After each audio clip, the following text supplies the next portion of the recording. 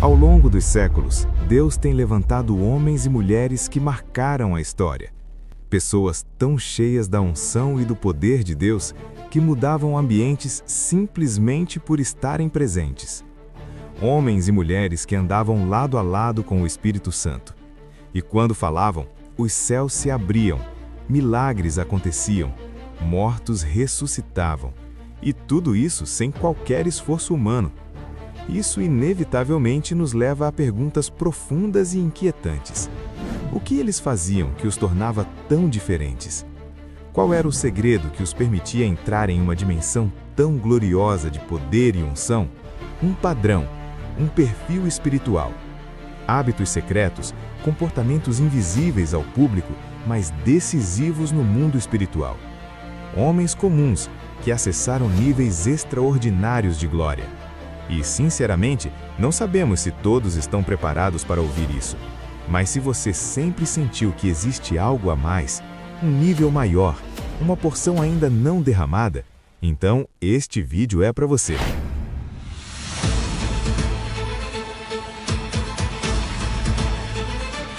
Agora chegamos ao ponto mais sensível. O que esses homens e mulheres faziam no secreto, longe dos púlpitos? A resposta está primeiramente ligada à sua visão. Esses homens não viam a unção como um acessório ministerial. Para eles, a unção não era um bônus, era fundamental. Eles não se contentavam em ver alguém chorar durante um louvor, nem em ouvir mensagens bem elaboradas, nem em manifestações vazias. Para eles, ter unção era continuar fazendo hoje o que Jesus fazia quando estava fisicamente na terra. Oral Roberts dizia: a unção é o ponto de contato onde a fé humana encontra o poder divino. Kathryn Kuhlman ensinava: a unção flui livremente quando o eu está completamente rendido. Leonard Ravenhill foi ainda mais direto: Deus não dá unção a preguiçosos. David Wilkerson, em uma de suas últimas mensagens antes de partir, declarou: a unção é tão cara que nem todos estão dispostos a pagar o preço. Perceba algo importante. Nenhum deles falava da unção como algo automático. Nenhum tratava o poder de Deus como algo comum. Pelo contrário, eles falavam com temor, com peso, com responsabilidade. Eles sabiam que aquilo que carregavam não vinha de palco, mas de vida no secreto. E aqui surge uma pergunta inevitável, talvez desconfortável. Quando foi a última vez que você ficou realmente a sós com Deus, sem pressa? Quando foi a última vez que uma noite inteira foi gasta não com entretenimento, não com distrações, mas em oração, silêncio e quebrantamento? A verdade é que muitos querem a unção que esses homens carregavam, mas poucos querem viver a vida que eles viviam. Queremos os resultados do altar, mas evitamos o sacrifício. Por isso, nem sequer chegamos ao primeiro nível da unção. Deixe-me falar um pouco disso. Os generais de Deus criam que a unção tinha níveis e dimensões diferentes, e que para chegar em um alto nível e dimensão de unção era necessário algumas medidas. Por conta disso, esses homens e mulheres tomaram decisões que, para os padrões atuais, parecem exageradas, radicais e até religiosas. Mas para eles, eram simples atos de sobrevivência espiritual. Eles sabiam que não era possível andar profundamente com Deus e ao mesmo tempo manter uma vida cheia de ruídos, excessos e distrações. O segredo deles não estava no extraordinário, mas no radicalmente simples vivido com fidelidade extrema. A primeira chave que aparece repetidamente em todas essas vidas é uma que muitos hoje evitam: santidade em alto nível. Eles realmente acreditavam no que a Escritura diz: o corpo é templo do Espírito Santo. Isso não era um versículo bonito para a pregação, era um critério de vida. Se o Espírito habitava neles, então tudo precisava ser filtrado por essa verdade. Eles controlavam o que viam, controlavam o que ouviam, controlavam o que falavam, controlavam desejos, impulsos, emoções e reações. Não por legalismo, mas por zelo. William Branham, por exemplo, não assistia à televisão. Não porque a televisão em si fosse demoníaca, mas porque ele cria que a unção exigia sensibilidade espiritual, e sensibilidade se perde quando a mente está saturada de ruído. Charles Finney evitava conversas fúteis, piadas vazias e qualquer diálogo que roubasse sobriedade espiritual. Jack Coe não permanecia em ambientes espiritualmente pesados, mesmo quando isso significava se afastar de pessoas ou oportunidades. Muitos deles tomaram decisões que hoje parecem extremas: evitar cinema, entretenimento secular, música não cristã, excesso de informação. Não porque tinham medo do mundo, mas porque tinham respeito demais pela presença de Deus para tratá-la com descuido. Aqui surge um confronto inevitável. Como alguém pode desejar carregar glória e ao mesmo tempo alimentar a mente com tudo o que o mundo produz? Como esperar sensibilidade espiritual vivendo constantemente anestesiado? Eles entenderam algo que muitos ignoram. A unção não cresce em ambientes contaminados. Ela é sensível. Ela se retira quando é tratada com banalidade. A segunda chave aparece logo em seguida, quase como consequência da primeira. Oração intensa e prolongada em línguas. John G. Lake orava diariamente por horas em línguas, não ocasionalmente, não quando sentia vontade. Era disciplina, era rotina. Smith Wigglesworth fazia o mesmo, alternando longos períodos de oração em línguas com leitura da palavra. Ele cria profundamente que orar em línguas edificava o espírito e mantinha o coração alinhado com o mover de Deus. William J. Seymour, líder do avivamento da Rua Azusa, sustentava reuniões marcadas por oração contínua, muitas vezes durante a madrugada. Línguas, gemidos espirituais, intercessão profunda. Há inúmeros relatos de horas seguidas de oração, não como evento programado, mas como resposta natural à presença de Deus. Seymour ensinava que as línguas não eram apenas um sinal externo, mas evidência de rendição profunda. Oral Roberts também praticava a oração em línguas em sua vida devocional privada, especialmente antes de cruzadas e decisões importantes. Ele sempre ensinou equilíbrio: línguas no secreto para a edificação pessoal, profecia em público para a edificação da igreja. T. L. Osborne passava madrugadas inteiras em oração, muitas vezes em línguas, antes de cruzadas missionárias. Para ele, essa prática não apenas fortalecia o espírito, mas afinava a sensibilidade para milagres. Paul Cain, conhecido por seu ministério profético, também era marcado por longas horas de oração solitária, com uso intenso de línguas e intercessão. Isso nos leva a uma pergunta que não pode ser ignorada. Quanto tempo real você passa orando em línguas? Minutos ocasionais ou horas consistentes? A oração em línguas não era um acessório para eles, era combustível espiritual. Era o que mantinha o fogo aceso quando ninguém via. Era ali que o homem interior era fortalecido, enquanto o exterior aprendia a se calar. Existe um momento na caminhada espiritual em que falar muito já não produz avanço. Não porque Deus deixou de ouvir, mas porque o próximo nível da oração não é aprendido falando, é aprendido esperando.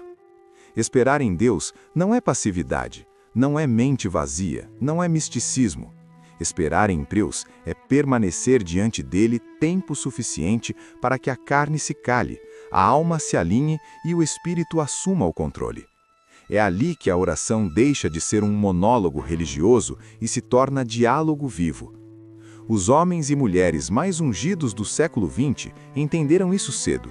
Eles passavam horas trancados em quartos, não repetindo frases, mas mortificando a carne. A carne odeia silêncio. Ela exige estímulo, movimento, distração. Por isso, os primeiros minutos, às vezes horas de oração, são sempre difíceis. A mente corre, o corpo cansa, os pensamentos acusam. Mas eles não recuavam.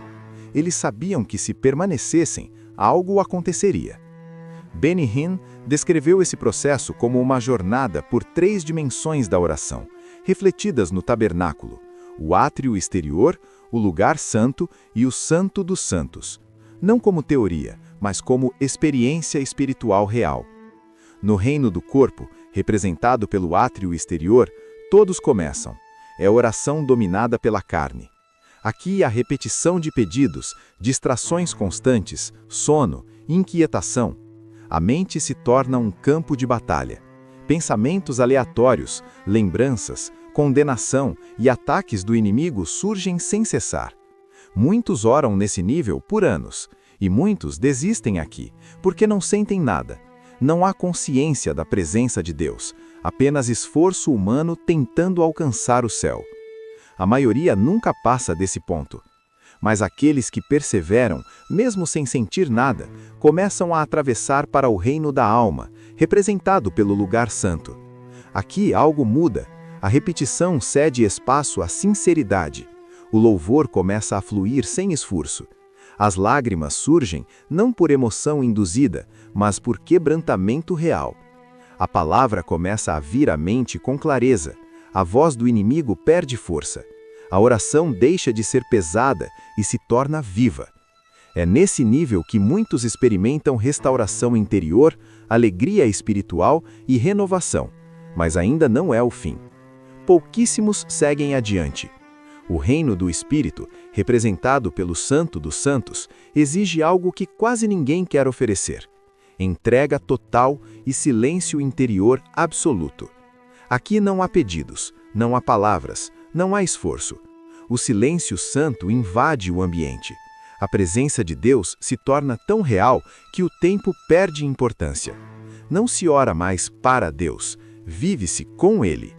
Nesse nível, o crente se torna um com Cristo.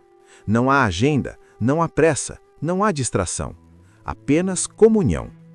É por isso que esses homens passavam noites inteiras em oração. Não porque estavam tentando convencer Deus, mas porque estavam aprendendo a permanecer até que Deus assumisse o controle. O silêncio não era vazio, era o ambiente onde a carne morria e o espírito governava. E aqui vem o confronto inevitável. Quantos hoje querem intimidade, mas não suportam silêncio? Quantos querem ouvir Deus, mas não ficam tempo suficiente para escutá-lo?